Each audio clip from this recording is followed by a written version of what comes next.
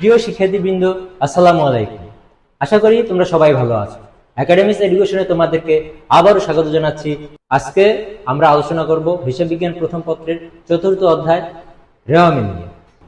এই অধ্যায়ে তোমরা জানতে পারবে রেওয়ামিল কি, রেওয়ামিল কেন প্রয়োজন, রেওয়ামিল সম্পর্কিত কিছু গাণিতিক সমস্যা ও সমাধান এবং এই অধ্যায়ের কিছু গুরুত্বপূর্ণ প্রশ্ন। আশা করি ক্লাসটি ভালো লাগবে, তোমরা সাথেই থাকো। ধন্যবাদ। প্রিয় শিক্ষার্থীবৃন্দ, হিসাব বিজ্ঞান প্রথম পত্রের 7ম ক্লাসে তোমাদের সবাইকে স্বাগত জানাচ্ছি। আমরা স্লাইডে লক্ষ্য করছি যে হিসাব বিজ্ঞান প্রথম পত্রের 4র্থ অধ্যায় রেওয়ামিল নিয়ে আমরা আলোচনা করব। এই অধ্যায়ে যা থাকছে, রেওয়ামিল কি, রেওয়ামিল কেন করা হয়, রেওয়ামিল করার নিয়ম, রেওয়ামিল সম্পর্কিত প্রশ্নাবলী এবং তার সাথে থাকছে কিছু গাণিতিক সমস্যা ও সমাধান। রেওয়ামিল কি? হিসাবের গাণিতিক শুদ্ধতা যাচাইয়ের লক্ষ্যে সব হিসাবে ডেবিট ও ক্রেডিট জেরকে ধারাবাহিকভাবে সাজিয়ে যে তালিকা বা বিবরণী প্রস্তুত করা হয় তাকে রেওয়ামিল বলে। রেওয়ামিল কেন করা হয়? 1. রেওয়ামিল তৈরির প্রধান উদ্দেশ্যই হল খতিয়ানের ডেবিট ও ক্রেডিট উদ্ধৃতগুলো যথাস্থানে লিপিবদ্ধ করে হিসাবের গাণিতিক শুদ্ধতা যাচাই করা। 2. রেওয়ামিলের দুই পাশের যোগফলের সমতা হিসাব বইসমূহ নির্ভুলতা প্রমাণ করে। দুতরফা দাখিলা পদ্ধতি মোতাবেক প্রতিটি লেনদেন লিপিবদ্ধ হয়েছে কিনা রেওয়ামিল প্রস্তুতের মাধ্যমে তা নিশ্চিত হওয়া যায়। 3. হিসাবকালের শেষ তারিখে রেওয়ামিল প্রস্তুত করার পর উক্ত হিসাবকালের সকল আয় ব্যয় ও দায় সম্পদ সম্পর্কিত তথ্যাবলী সমন্বয় করতে হয়। 4. রেওয়ামিল তৈরির অন্যতম উদ্দেশ্য হল হিসাব বইয়ে ভুল ত্রুটি উদ্ঘাটন করা, যাতে সংশোধনমূলক ব্যবস্থা গ্রহণ করে যথাযথ আর্থিক বিবরণী প্রস্তুত করা যায়। 5. রেওয়ামিলের মাধ্যমে তথ্যসমূহ সংক্ষিপ্তকারে পাওয়া যায় এবং আর্থিক বিবরণী প্রস্তুতের কাজ অনেক সহজ হয়। 6. রেওয়ামিলের সকল শ্রেণীর জের সন্নিবেশিত থাকায় তুলনামূলক বিশ্লেষণ সহজ হয়, এতে বড় বড় প্রতিষ্ঠানের স্বচ্ছতা ও জবাবদিহিতা নিশ্চিত হয়। বৃন্দ, তোমরা স্লাইডে লক্ষ্য করছো রেওয়ামিলের ডেবিট ও ক্রেডিট দফাসমূহ। ডেবিট দিকের দফা যাবতীয় সম্পদ হিসাবের উদ্ধৃত সমূহ ডেবিট দিকে বসবে, যাবতীয় খরচ বা ব্যয় হিসাবের উদ্ধৃত সমূহ ডেবিট দিকে বসবে এবং উৎপাদন হিসাবের উদ্ধৃত ডেবিট দিকে বসবে।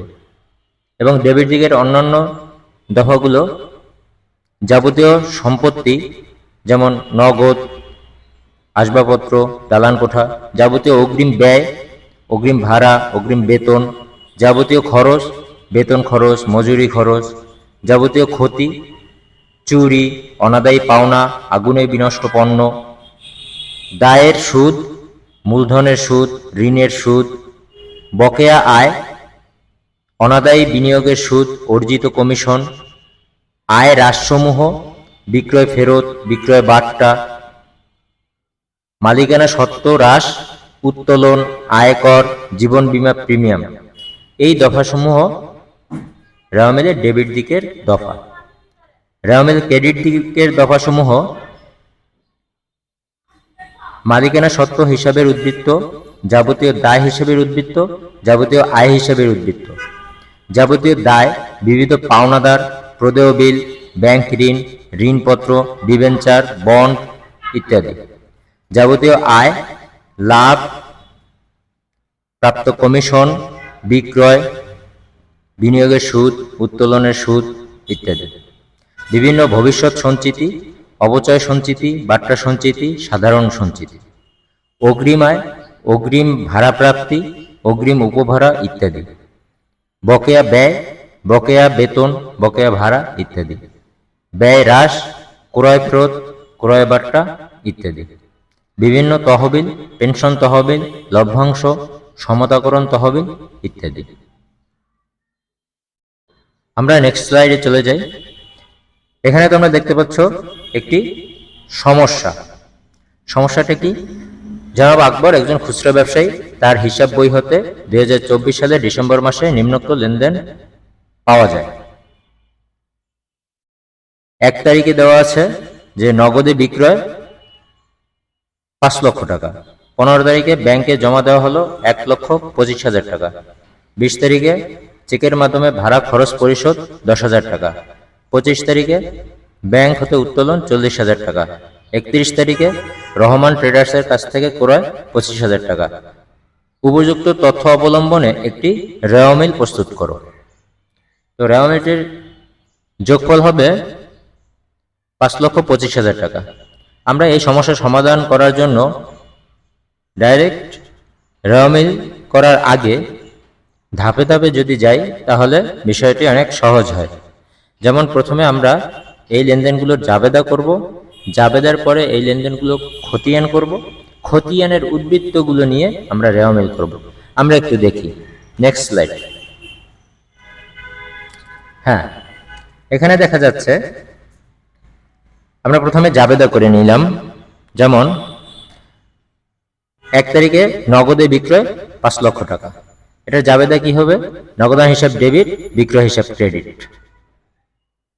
এরপরে 15 তারিখে ব্যাংকে জমা দেওয়া হলো 1,25,000 টাকা। জাবেদা হবে কি? জাবেদা হবে ব্যাংক হিসাব ডেবিট, নগদান হিসাব ক্রেডিট। এরপরে 20 তারিখে চেকের মাধ্যমে ভাড়া খরচ পরিশোধ 10,000 টাকা। এখানে জাবেদা হবে ভাড়া খরচ হিসাব ডেবিট, ব্যাংক হিসাব ক্রেডিট। এরপরে 25 তারিখে ব্যাংক হতে উত্তোলন 40,000 টাকা। জাবেদা হবে উত্তোলন হিসাব ডেবিট, ব্যাংক হিসাব ক্রেডিট। এরপরে সর্বশেষ 31 তারিখে রহমান ট্রেডার্সের কাছ থেকে ক্রয় 25,000 টাকা। জাবেদা হবে ক্রয় হিসাব ডেবিট, পাওনাদার বা রহমান হিসাব ক্রেডিট। তো আমরা জাবেদাগুলো করার পরে এখন আমরা খতিয়ান করব। খতিয়ানে আমরা সিস্টেমেটিকভাবে না করে আমরা শর্টকাট নিয়মে করে ফেলি, যেহেতু আমাদের মূল লক্ষ্য হচ্ছে রেওয়া মিল করা, খতিয়ান করা মূল লক্ষ্য না। তো খতিয়ান কেন করব? রেওয়া মিলকে সহযোগিতার জন্য। তো শর্টকাট নিয়মে খতিয়ানটা এভাবে, এখানে তোমরা দেখতে পাচ্ছ যে নগদান হিসাব ডেবিট, এই যে নগদান হিসাব লিখে 5 লক্ষ টাকা লিখে দিলাম। এরপরে দেখবো যে নগদান আর কোথায় কোথায় আছে। এই যে 15 তারিখে নগদান হিসাব ক্রেডিট, তার মানে 15 তারিখে টাকা ছিল 1,25,000 টাকা, যেহেতু ক্রেডিট মাইনাস করে দিলাম। আর কোনো খাতে নগদান নেই, 20 তারিখে নেই, 25 তারিখে নেই, 31 তারিখে নেই। সো এই দুটো। তো আমরা ডেবিট পেয়েছি 5 লক্ষ টাকা, ক্রেডিট পেয়েছি 1,25,000 টাকা। তার মানে একটা প্লাস একটা মাইনাস। তো প্লাস মাইনাস যোগ করলে আমাদের প্লাস থাকে কত? প্লাস থাকে 3,75,000 টাকা। এইটাই নগদান হিসাবের উদ্বৃত্ত, এইটাই রেওয়া মিলে যাবে। এই যে নগদান হিসাব 3,25,000 টাকা ডেবিট। তারপরে আমরা যাব বিক্রয় হিসাবে।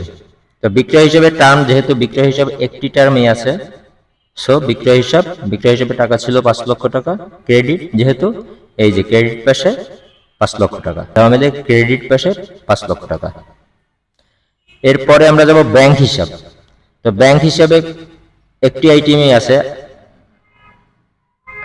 সরি, ব্যাংক হিসাবে আরো কয়েকটি আইটেম আছে। যেমন ব্যাংক হিসাব ডেবিট 15 তারিখে এই যে ব্যাংক হিসাব 1,25,000 টাকা প্লাস, ডেবিট যেহেতু প্লাস। এরপরে ব্যাংক হিসাব আছে 20 তারিখে, ব্যাংক হিসাব ক্রেডিট। 20 তারিখে টাকা ছিল 10,000 টাকা, তো মাইনাস 10,000 টাকা। এরপরে ব্যাংক হিসাব 25 তারিখে আবার আছে ক্রেডিট, ব্যাংক হিসাব ক্রেডিট, এটা ছিল উত্তোলন করা হয়েছিল 40,000 টাকা, মাইনাস 40,000 টাকা।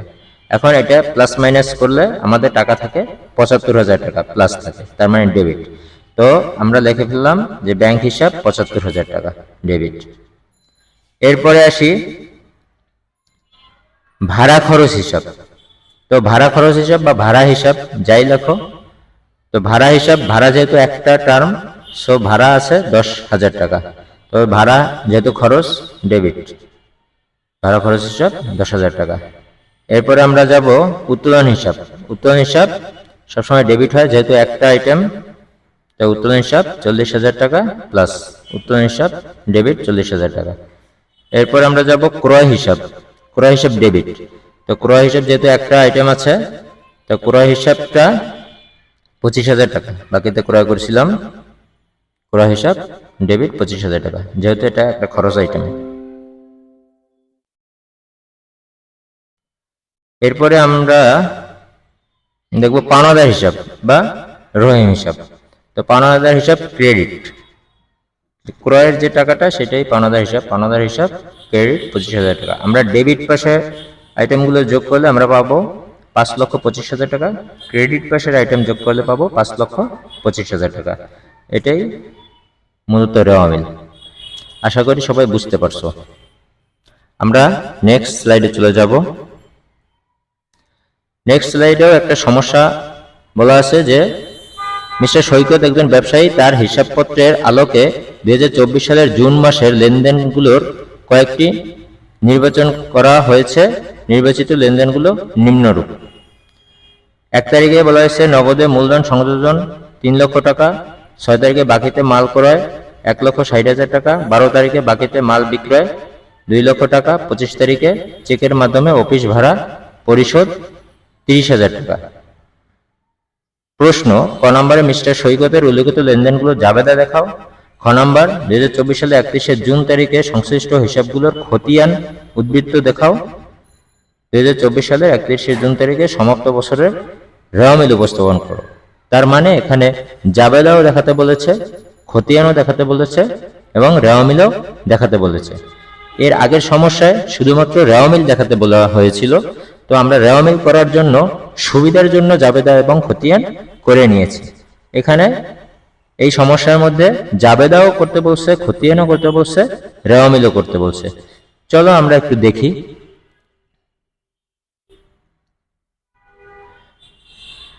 1 তারিখে যেটা আছে লেনদেনটা আবার একটু দেখি। 1 তারিখে নগদে মূলধন সংযোজন 3 লক্ষ টাকা। নগদে নগদান হিসাব ডেবিট, মূলধন হিসাব ক্রেডিট 3 লক্ষ টাকা। হ্যাঁ, নগদান হিসাব ডেবিট, মূলধন হিসাব ক্রেডিট। এর পরের জাবেদাটা দেখি। 6 তারিখে বাকিতে মাল ক্রয়। বাকিতে মাল ক্রয় করা হলে ক্রয় হিসাব ডেবিট আর পাওনাদার হিসাব ক্রেডিট। ক্রয় হিসাব ডেবিট, পাওনাদার হিসাব ক্রেডিট। এরপরে বাকিতে মাল বিক্রয়। তো বাকিতে মাল বিক্রয়, তাহলে বিক্রয়ের সাথে দেনাদারের সম্পর্ক, দেনাদার হিসাব ডেবিট, বিক্রয় হিসাব ক্রেডিট। হ্যাঁ, দেনাদার হিসাব ডেবিট, বিক্রয় হিসাব ক্রেডিট। এরপরে 25 তারিখে চেকের মাধ্যমে অফিস ভাড়া পরিশোধ 30,000 টাকা, অফিস ভাড়া পরিশোধ। তাহলে ভাড়া হিসাব ডেবিট, ব্যাংক হিসাব ক্রেডিট। ভাড়া হিসাব ডেবিট, ব্যাংক হিসাব ক্রেডিট। ওকে, ঠিক আগের নিয়মেই আমরা খতিয়ান করে নিই। তাহলে নগদান, এখানে যেহেতু নগদান একটা আইটেমে আছে, নগদান হিসাব 1 তারিখে নগদান হিসাবের টাকা ছিল 3 লক্ষ টাকা, নগদান হিসাব ডেবিট 3 লক্ষ টাকা। মূলধন হিসাব ক্রেডিট 3 লক্ষ টাকা ছিল, মূলধন হিসাব ক্রেডিট 3 লক্ষ টাকা। ক্রয় হিসাব একটা আইটেম, ক্রয় হিসাব ডেবিট 1,60,000 টাকা, পাওনাদার হিসাব ক্রেডিট 1,60,000 টাকা। দেনাদার হিসাব ডেবিট, দেনাদার হিসাব একটা আইটেম, দেনাদার হিসাব 2 লক্ষ টাকা, বিক্রয় হিসাব সেম 2 লক্ষ টাকা। ভাড়া হিসাব ডেবিট, ভাড়া হিসাব 30,000 টাকা, ব্যাংক হিসাব 30,000 টাকা। যদি একটা হিসাবের আন্ডারে একাধিক যদি থাকে তাহলে আমরা প্লাস মাইনাস করতে পারবো বা করব, কিন্তু যেহেতু নগদান একটাই, এই জন্য আর প্লাস মাইনাসের কোনো দরকার নাই। মূলধন একটাই, এই জন্য মূলধন ওই একই হবে, কোনো ঝামেলা নেই। ওকে, এখন এই খতিয়ান উদ্বৃত্ত থেকে আমরা রেওয়ামিল প্রস্তুত করব। তাহলে আমরা সিরিয়ালে যদি লিখি যে নগদান হিসাব, যেহেতু এটা নগদান হিসাব ডেবিট ছিল, এমনি রেওয়ামিলের নগদান হিসাব একটা সম্পত্তি, সব সম্পত্তি ডেবিট, এই জন্য নগদান হিসাব ডেবিট 3 লক্ষ টাকা। মূলধন হিসাব, মূলধন এক ধরনের দায়, দায় সবসময় ক্রেডিট 3 লক্ষ টাকা। ক্রয় হিসাব, ক্রয় এক ধরনের খরচ, খরচ ডেবিট, এই জন্য 1,60,000 টাকা। পাওনাদার হিসাব, পাওনাদার এক ধরনের দায়, এই জন্য 1,60,000 ক্রেডিট। দেনাদার হিসাব, দেনাদার এক ধরনের সম্পদ, এই জন্য 2 লক্ষ টাকা ডেবিট। বিক্রয় হিসাব, বিক্রয় এক ধরনের আয়, আয় হলে ক্রেডিট 2 লক্ষ টাকা। ভাড়া হিসাব, ভাড়া এক ধরনের খরচ, খরচ ডেবিট 30,000 টাকা। ব্যাংক হিসাব, ব্যাংক যেহেতু ক্রেডিট ব্যালেন্স, এই জন্য দায়, এটা হচ্ছে 30,000 টাকা। আমরা যোগফল যোগ করলে দেখা যায় উভয় পক্ষেই 6,90,000 টাকা। ওকে, আশা করি বুঝতে পারছো। এরপর আমরা নেক্সট স্লাইডে চলে যাই। নেক্সট স্লাইডে দেওয়া আছে যে জাভেদ ট্রেডার্সের 2024 সালের 31শে ডিসেম্বর তারিখে খতিয়ান উদ্ধৃতগুলো দেওয়া হলো। এখানে খতিয়ান উদ্ধৃত দেওয়া আছে যে মূলধন দেওয়া আছে এত টাকা, বিনিয়োগ এত, ভূমি এত, প্যাকিং খরচ এত, অফিস খরচ এত, ছাপা মনির এত, বিবিধ খরচ এত, শেয়ার অধিহার এত। এরপরে বিক্রয় এত, বিক্রয় ফেরত এত, ক্রয় এত, জীবন বীমা প্রিমিয়াম এত, ইজারা সম্পদ এত, অফিস সরঞ্জাম এত, উত্তোলন এত, কুঋণ সঞ্চিতি। উপযুক্ত খতিয়ান উদ্ধৃত সমূহ নিয়ে একটি রেওয়ামিল তৈরি করো। তো এখানে মিস্টার জাভেদের যে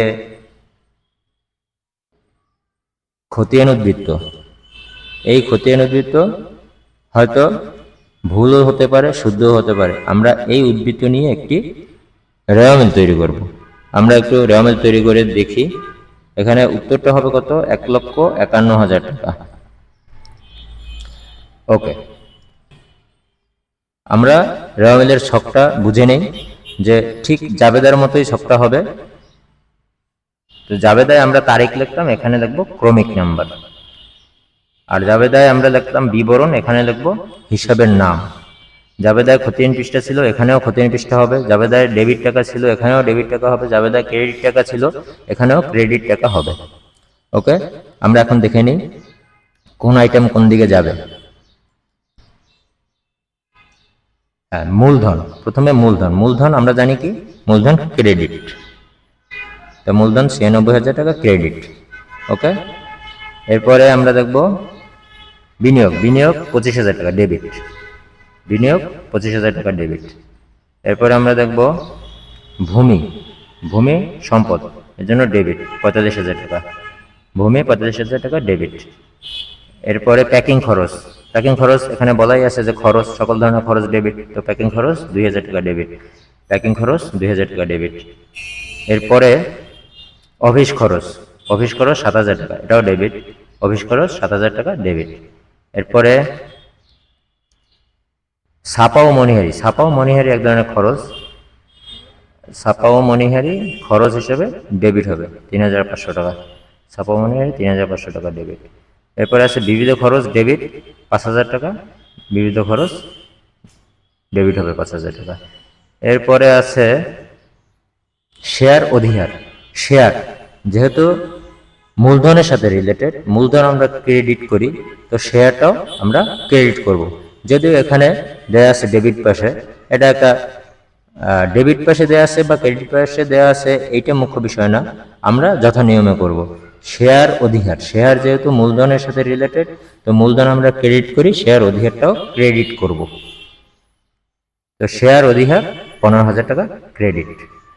এরপরে বিক্রয়। বিক্রয় যেহেতু আয়, আয় সমস্ত আয় ডেবিট, সমস্ত আয় যেহেতু ক্রেডিট, তো বিক্রয় 35,000 টাকা ক্রেডিট হবে। বিক্রয় 35,000 টাকা ক্রেডিট। এরপরে বিক্রয় ফেরত। বিক্রয় ফেরত, বিক্রয় ক্রেডিট হলে বিক্রয় ফেরতটা ডেবিট হবে 4,000 টাকা। বিক্রয় ফেরত ডেবিট 4,000 টাকা। এরপরে ক্রয়। ক্রয় যেহেতু খরচ আইটেম, খরচ ডেবিট। ক্রয় 10,000 টাকা ডেবিট। এই যে ক্রয় 10,000 টাকা ডেবিট। এরপরে আসি জীবন বীমা প্রিমিয়াম। জীবন বীমা প্রিমিয়াম এক ধরনের উত্তোলন। জীবন বীমা প্রিমিয়ামটা মালিক ব্যক্তিগতভাবে দেয়, সেজন্যই এটা অফিস থেকে দিলে ওইটা উত্তোলন হিসাবে দেখাতে হয়। তো উত্তোলন ডেবিট। তো জীবন বীমা প্রিমিয়াম ডেবিট। এরপরে আসি ইজারা সম্পদ। ইজারা সম্পদ এক ধরনের সম্পদ, এটা ডেবিট। ইজারা সম্পদ ডেবিট। ইজারা সম্পদটা কি? ইজারা সম্পদটা হচ্ছে কোনো ব্যক্তির সম্পদটাকে ইজারা নিয়েছি আমি, তাহলে সেক্ষেত্রে এটা এক ধরনের সম্পদ আমার কাছে। এরপরে অফিস সরঞ্জাম। অফিস সরঞ্জাম হচ্ছে সম্পদ, ডেবিট। অফিস সরঞ্জাম ডেবিট 10,000 টাকা। এরপরে উত্তোলন। উত্তোলন ডেবিট 4,500 টাকা। উত্তোলন ডেবিট 4,500 টাকা। এরপরে আছে কুঋণ সঞ্চিতি। কুঋণ সঞ্চিতি ক্রেডিট 5,000 টাকা। আমরা উভয় পাশ যদি যোগ করি, তাহলে যোগ করলে পাবো 1,51,000 টাকা। আশা করি তোমরা সকলে বুঝতে পারছো। আমরা নেক্সট স্লাইডে চলে যাই। হ্যাঁ, নেক্সট স্লাইডে আমরা কিছু প্রশ্ন নিয়ে আলোচনা করছি। প্রশ্নগুলো হচ্ছে যে বহু নির্বাচনী প্রশ্ন। এখানে কিছু প্রশ্ন থাকবে, কিছু অপশন থাকবে, তোমরা অপশনগুলো বেছে নেবা। যেমন 1 নম্বরে বলা হয়েছে কোনটি থেকে রেওয়া মিল প্রস্তুত করা হয়। কোনটি থেকে করা হয়? আমরা একটু আগে কোনটি থেকে রেওয়া মিল প্রস্তুত করছি? খতিয়ান থেকে। তাহলে উত্তর হবে গ। খতিয়ানের উদ্বৃত্ত নির্ণয়ে ভুল হলে তা কোথায় ধরা পড়ে? খতিয়ানের উদ্বৃত্তে ভুল হলে তা রেওয়া মিলে ধরা পড়ে। রেওয়া মিলের মূল উদ্দেশ্য কি? রেওয়া মিলের মূল উদ্দেশ্য হচ্ছে হিসাবের গাণিতিক শুদ্ধতা যাচাইকরণ। হিসাব চক্রে রেওয়া মিল প্রস্তুতকরণকে কি বলা হয়? হিসাব চক্রে রেওয়া মিল প্রস্তুতকরণকে সংক্ষিপ্তকরণ বলা হয়। ক্রয় খতিয়ানের জেরের অপর নাম কি? ক্রয় খতিয়ানের জেরের অপর নাম কি? ক্রয় খতিয়ানের জেরের অপর নাম পাওনাদার হিসাব। অশুদ্ধ রেওয়া মিল শুদ্ধ করার সঠিক নিয়ম কোনটি? অশুদ্ধ রেওয়া মিল শুদ্ধ করার সঠিক নিয়ম, স্বতঃসিদ্ধ কোনো নিয়ম নেই। ওকে, আমরা নেক্সট স্লাইডে চলে যাই। এখানে কিছু সংক্ষিপ্ত প্রশ্ন, গুরুত্বপূর্ণ সংক্ষিপ্ত প্রশ্ন দেওয়া আছে। এটা তোমরা বাসায় বই থেকে পড়ে নেবা। প্রশ্নগুলো খুবই ইম্পর্টেন্ট। যে রেওয়া মিলের ধারণা দাও, রেওয়া মিল 5টি বৈশিষ্ট্য লেখো, রেওয়া মিলের 5টি উদ্দেশ্য বা প্রয়োজনীয়তা লেখো ইত্যাদি। পরের স্লাইডে আমরা চলে যাচ্ছি।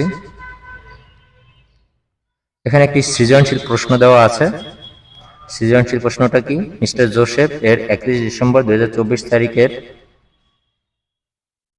মিস্টার জোসেফের 31 ডিসেম্বর 2024 সালের হিসাব বই থেকে নিম্নোক্ত হিসাব জেরগুলো পাওয়া যায়।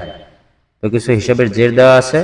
ক নাম্বার বলা হয়েছে রেওয়া মিলে যে বিষয়গুলো অন্তর্ভুক্ত হবে না তার পরিমাণ নির্ণয় করো। খ নাম্বার চলতি সম্পদ ও চলতি দায়ের পরিমাণ ও পার্থক্য নির্ণয় করো। গ নাম্বার উপযুক্ত রেওয়া মিল তৈরি করো। আমরা উত্তরগুলো দিয়ে দিয়েছি। ক নাম্বারের উত্তর হবে 20,500 টাকা, খ নাম্বারের উত্তর হবে 52,500 টাকা, 32,500 টাকা, 20,000 টাকা, আর গ নাম্বার উত্তর হবে রেওয়া মিলের যোগফল হবে 1,11,500 টাকা। এটা তোমরা বাড়ির কাজ করবা, নিজেদের করণীয়। ওকে, আমরা এখন স্লাইডের শেষ পর্যায়ে চলে আসছি। ওকে, সবাইকে অনেক ধন্যবাদ। আশা করি ক্লাসটি বুঝতে পেরেছো। যদি বুঝতে না পারো তাহলে তোমরা কমেন্ট বক্সে কমেন্ট করবা। আমি সর্বোচ্চ চেষ্টা করব তোমাদের উত্তরগুলো বুঝিয়ে দেওয়ার জন্য। সবাইকে আবারও ধন্যবাদ জানিয়ে শেষ করছি। Thank you so much.